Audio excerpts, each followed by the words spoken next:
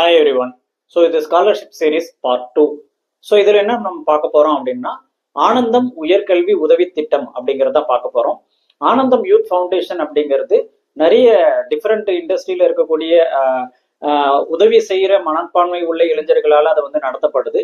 இது யாருக்கானது அப்படின்னா 12ஆம் வகுப்புல வந்து தேர்ச்சி பெற்ற மாணவர்கள். ஸோ திறமை இருந்தும் அவர்களால உயர்கல்வியை தொடர முடியல.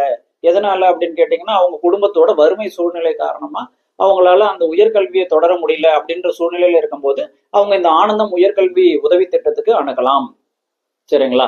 ஸோ இது மாணவர்களுக்கு எந்த முன்னுரிமையில இவங்க கொடுக்குறாங்க அப்படின்னு பாத்தீங்க அப்படின்னா மிகவும் பொருளாதாரத்துல பின்தங்கிய மாணவர்களுக்கு முன்னுரிமை கொடுக்குறாங்க. அரசு மற்றும் அரசு உதவி பெறும் பள்ளிகள்ல படிச்ச மாணவர்களுக்கு முன்னுரிமை கொடுக்குறாங்க.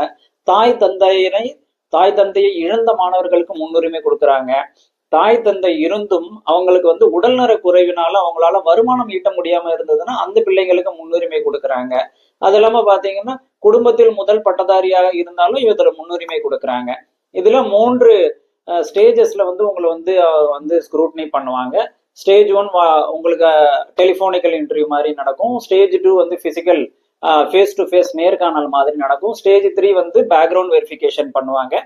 இதுல நீங்க கொடுக்கும் பொழுது ஒரு 2 பக்கத்துக்கு வந்து நீங்க டீட்டெயில்டா கொடுக்கணும். நீங்க என்ன படிக்க விரும்புறீங்க, உங்களோட குடும்பத்தோட வறுமை சூழ்நிலை என்ன நிலைமையில, என்ன உங்களோட குடும்பத்தோட வறுமை சூழ்நிலை, எதனால உங்களால அந்த கல்வியை தொடர முடியல அப்படிங்கிற மாதிரி 2 பக்கத்துக்கு நீங்க எழுதி அவங்களுக்கு வந்து சப்மிட் பண்ணணும்.